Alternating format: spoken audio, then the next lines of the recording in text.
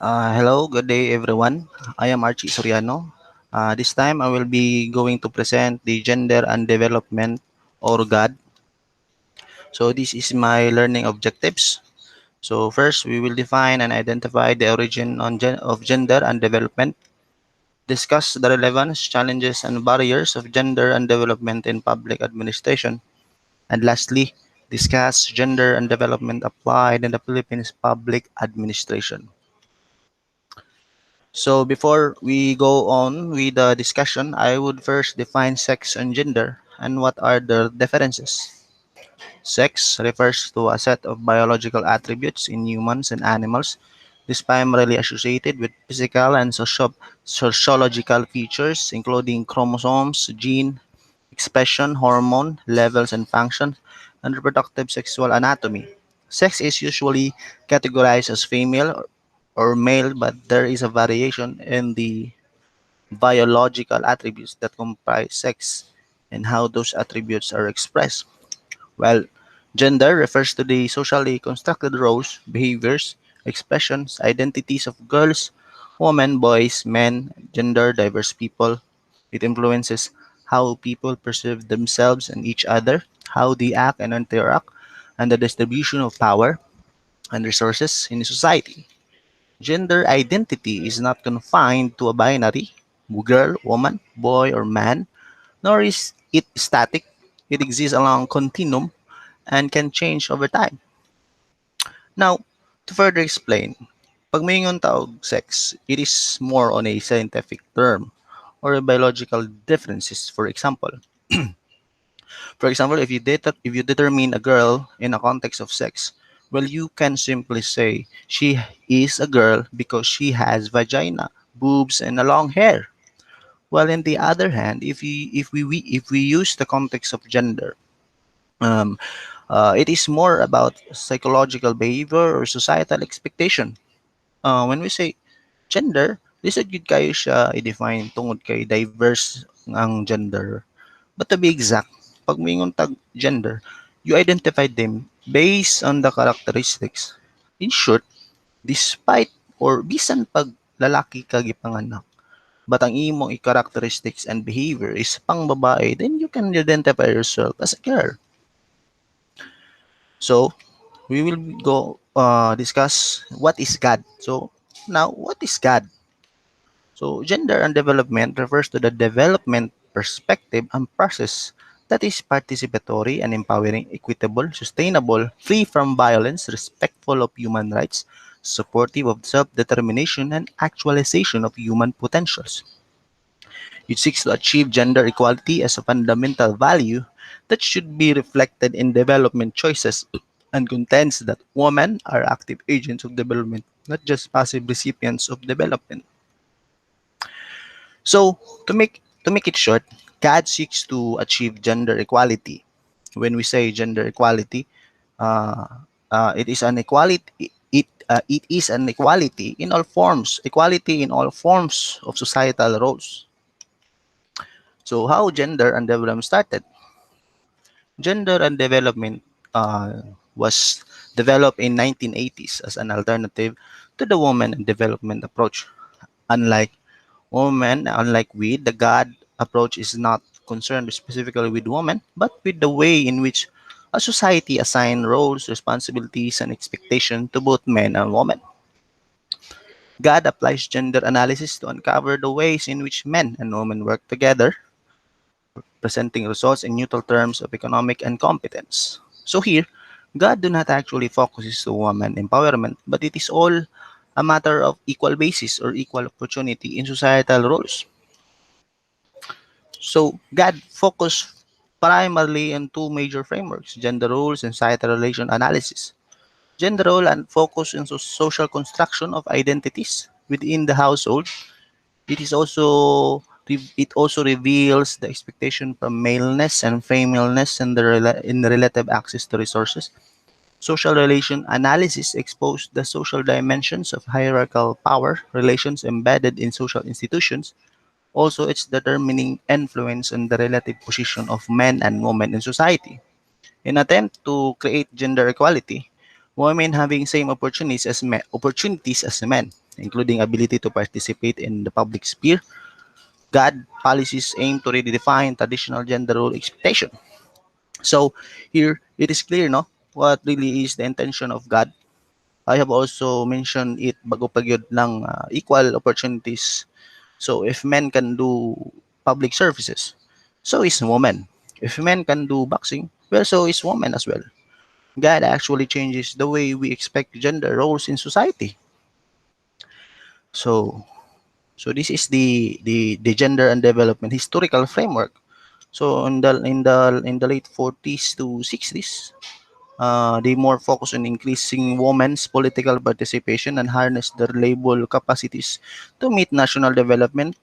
And when in 70s to 80s, uh, the God focuses on the development and empowerment of women to greater self-reliance and assertion of own capabilities. And in the late 80s, 90s, and until now, they integrate gender awareness and competence into mainstream development. So, so now I will be discussing gender and development in public administration. Public administration is the bedrock of government and central instrument through which national policies and programs are implemented. In an ideal world, public administration is guided by principles of fairness, accountability, justice, equality, and non-discrimination, and serve as a model of governance for society, which includes the promotion of gender equality and women's empowerment in civil service workforce. So now, uh, gender and development in public administration, in public, because it is being said that public ad promote fairness and equality and non-discrimination, which is also part of the goal of the gender development. So, where are the women in public administration? According to the Worldwide Index of Women as Public Sector leaders recently developed by Ernst and Young, across the G20 major economies, women account now for around 48% of the overall public sector workforce, but they still represent less than 20% of public sector leadership. Conversely, across the Organization for Economic Cooperation and Development countries, women hold 65% of all administrative and secretariat position in central public administration. So here ang mga babae is 48% in public sector overall, but only less than 20% in public sector leadership. So to further understand, woman dominates the secretariat role while men dominates the leadership role. In other words, assistant sa mga lalaki ang mga babae ani nga mga number. Mostly assistant lang sa mga lalaki. Okay, they dominant in the secretariat while male dominance is in the leadership. So it is important to dig further into what the numbers reflect about women's actual participation in public administration. In many national contexts, where numbers of women equal those of men in public administration as a whole, women tend to be clustered in junior, less prestigious, and lower paying positions in those traditionally considered to be soft feminized sectors such as culture, education, and health tourism.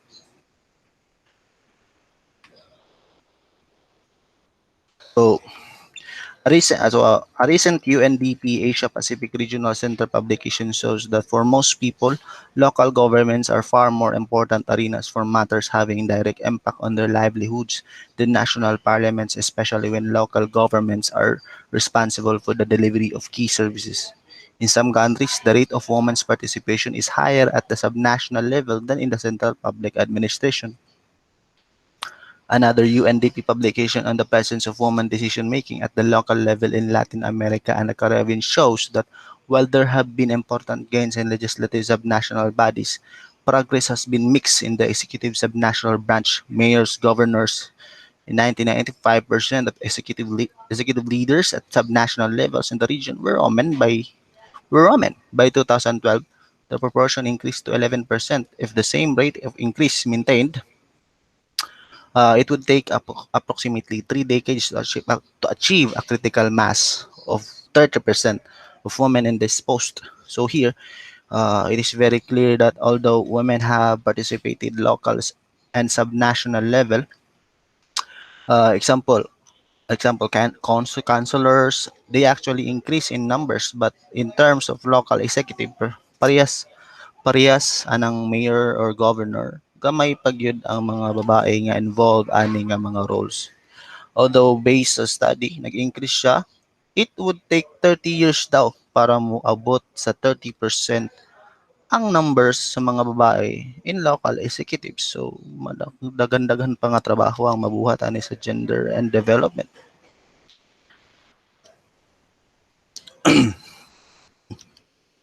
So now we will be discussing the main barriers to women's equal participation in public administration.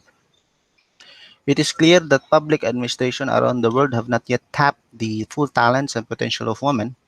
The public administration is to be representative of society and inclusive of women. Viable pathways must exist for women to enter and advance and lead to leadership positions at all levels and in all sectors on an equal basis with men. So this is the barriers to women equal participation in public administration. So the first one is the gaps in adoption and implementation of enabling legal and policy frameworks, discriminatory and unsupportive organizational cultures within public administration, gaps in data and analysis, weak gender mainstreaming in public administration reforms. So here we will first discuss the gaps in adoption and implementation of enabling legal and policy frameworks. Comprehensive legislative and policy foundations are the first step toward gender equality and gender parity. These need to be in line with international and regional frameworks and contain direct references to gender equality in public administration, including in decision-making positions. Legislations and policies must be grounded in international norms and standards to the Convention on the Elimination of All Forms of Discrimination against women, in particular, which is binding on all states parties, calls for the systematic removal of any forms of overt discrimination and for the implementation of special measures to correct historical imbalances. So here, uh, uh, para mas masabtan ni siya is, so despite having kanang policies regarding women's protection and gender equality, despite UN have crafted such legislation in preventing women discrimination, the growing problem is the adoption of every states, and the way to implement is, and unsaon siya pag-implement, unsaon siya pag-adapt is still the problem here. That is why it's still it barricades the woman's equal participation in public administration because of the lack of implementation, even though there is the existing laws and policies, still implementation is the problem here. So another one is discriminatory and unsupportive organizational cultures within public administration. Organizational cultures are influenced by gender norms, which are usually unarticulated, unwritten, and sometimes unconscious, and therefore hard to identify and address. Social-cultural norms can positively or negatively shape gender roles and relationship, and either feed or deconstruct negative gender-based stereotypes. In some countries, there is a common okay, to further understand this, so sometimes the most significant problem in a society is the cultural behavior itself. So this is one of the greatest challenge of gender equality because some culture do not actually fit to what gender and development is trying to achieve. And in some countries, there is a common assumption that people willing to commit and take an increasing responsibilities will have a continuous career of fulfillment employment. full-time employment. The concept of a career woman is often synonymous with either a woman who has chosen not to have a family is a bad mother or is too aggressive and manly. This can lead to part-time work being seen as the only viable option for non-career oriented women. Opportunities for training and advance are usually fairly limited. Most part-time jobs, the same family constraint and concepts do not apply to men. To man. So so so you know so you know in some countries, if you are a woman o nga if you are a woman nga kugihan kaayo sa trabaho, you will be judged as a bad mother because wala na kay time sa imong pamilya. So if this is the existing culture, mapugos gyud nga mag part-time na lang ang mga babae to prevent this mistreatment. So which is the problem, not I think which is very a big problem, which also do not apply to men, because if men work hard, they will be praised by everyone. There is really naging mga culture nga nag-exist nga ginani. So this is also one of the barriers to women's equal participation in public administration. So gaps in data analysis. There is a lack of data analysis of the existence and impact of measures taken to advance women's equal participation and decision making in public administration and locally, nationally, regionally, and globally. In most countries, sex and age disaggregated data is not readily available, and what can be assessed is not regularly analyzed. The general lack of adequate and comparable data on gender balance at the organizational level undermines decision making and makes oversight very difficult. So therefore, additional research and data on a specific groups of women is needed to ensure that women and their full diversity are equally represented in public administration, including in decision making. So problema po din siya. So this is also the one of the main barriers to women participations is the lack of data analysis. Uh, so the last one in the barriers to the equal participation is the weak gender mainstreaming in public administration. So public administration reform programs represent critical entry points to address gender equality. Though supportive policies and a modern and appropriate workplace culture, public administration reforms programs do not mainstream gender concerns, specifically equal participation and gender in decision-making roles. Are missing powerful opportunities to create a truly representative and responsive public administration that is able to meet the needs of a country's population. So now we will be discussing the gender and development in the Philippine public administration. So Philippine Plan for Gender and Development is a national plan that addresses, provides, and pursues full equality and development for men and women, approved and adopted by former President Fidel V. Ramos as Executive Number 273 on September 1995.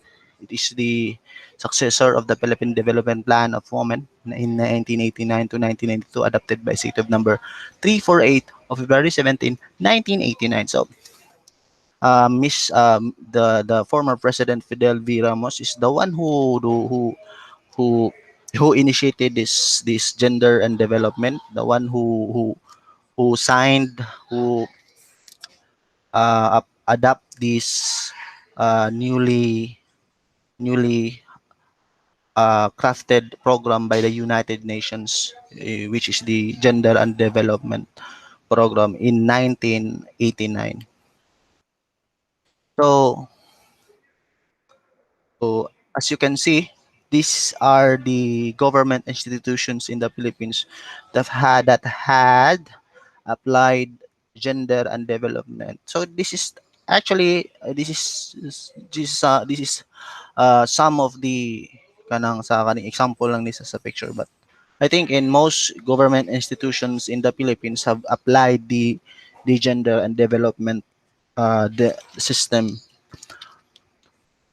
So, okay. So, Republic Act number 9710, an act providing for Magna Carta of Women, Section 2, Declaration of Policy, recognizing that the economic, political, socio-cultural realities affects women's current conditions. The state affirms the role of women in nation building and ensures the substantive equality of women and men. It should promote empowerment of women and pursue equal opportunities for women and men and ensure equal access to resources and to the development results and outcome. Further, the state realizes that equality of men and women entails the abolition of the unequal structures and practices that perpetuate discrimination and inequality. To realize this, the state shall endeavor to develop plans, policies, program, measures, and mechanisms to address discrimination and inequality in the economic, political, social, cultural life of women and men. So this is also one of the main uh, action of the Philippine government, which we can also see in the Philippine laws and act, which is this is also an in line with the gender and development which also in line with the gender and development is an act providing the Magna Carta for women. So in section 2 it is also mas giklaro bitaw mas gi-specify unsay role gi dapat unsay mga role unsay balaod unsay kuan to protect women to achieve the equal opportunities and gender equalities. So Republic Act 9710 or the Magna Carta of Women and the General Appropriation Act mandate by national government agencies as well as local government unit to prepare an annual gender and development or GAD plan and budget. The annual GAD plan and budget is a systematically designed set of programs, projects, and activities shall address a specific gender issues and concerns and GAD mandate of an organization. Excuse me. So in 2013, the Philippine Commission of Women, together with the Department of Interior and Local Government, Department of Budget and Management, and the National Economic Development or NEDA, used Joint Memorandum Circular 2013-101 or the guidelines on the localization of Magna Carta of Women to prescribe policies, procedures, and mainstreaming gender perspective local planning, programming, and budgeting, local legislation, project development, implementation, monitoring, and evaluation. So here it is very clear man that nga kuan dili lang wala the Philippine government do not stick only for the kanang kaning Republic Magna Carta women nga ilang gihimo, but they actually localize the law. They applied it on the in the local government unit. So now every local government has the responsibility to maintain this gender development system to achieve to promote gender equality to promote equal opportunities of men and women. So it is actually a good step and part of the Philippine government. So ito siya. So, now I will be discussing what is the woman in the Philippine local politics. So, women participation in Philippine politics is done through the broader context within the policy process. For instance, women dominate the Philippine bureaucracy at the highest level, equivalent to the senior executive service. They have reached 36%, achieving even higher proportions in some offices. In civil society organizations, women are active both as leaders as well as members. In fact, the work of women NGO and political leaders has led to gains for women through successfully advocacy or for the passage of more gender-oriented policies. So, in terms of NGOs, women in the Philippines have significantly increased in numbers. They actually dominate in the Philippine bureaucracy, as you have read it, as you can see it. It is because of the growing advocacy of gender equality and equal opportunity. Pero this pero however, despite these broader involvements, the number of women running for political positions has not increased dramatically. So despite despite the increase sa NGOs, but when we talk about political positions, men still dominate the political arena. So so data shows that elections for legislative positions held at the highest 17% women among the winners. This is broken down into 12.5% of senators, 17% of members of Congress, and 17% of members of provincial, city, and municipal legislators. A similar proportion is reflected among the chief executive. For instance, two women have become presidents, though both ascended through the so-called people power revolutions. In other words, they did not run for office initially, at least at the local level. As many as 19% of provincial governors are women, as well as 15% of the city and municipal layer. So, mo ni sila ang mga kuan, mga babae sa local politics, mga mayors in the local politics, which has a significant role also in the murag ilado kanang murag dako pudog kanang mas or kumbaga murag mas known sila compared to others. So overall, gender and development has significantly changed the historical gap between men and women and developed many systems and policies to address the prevailing issue against gender inequality. Women's role and involvement in decision making. However, gender and development may clearly the answer to the issues involving gender role in public and civil societies. Still, there are a lot of sketches that need to be developed because clearly, until now, in terms of political and decision making, men have always dominated these areas. Although then gender and development through time may reach its primary goal in achieving the gender equality in the society, it should be consistent and strengthen the foundation it holds. So, mora to siya tanan. So, this is, I think, mora to siya tanan. So, thank you for lending your ears. So, tana na mo na ko tana, I have shared some insightful lessons. So, thank you for listening, everyone. God bless.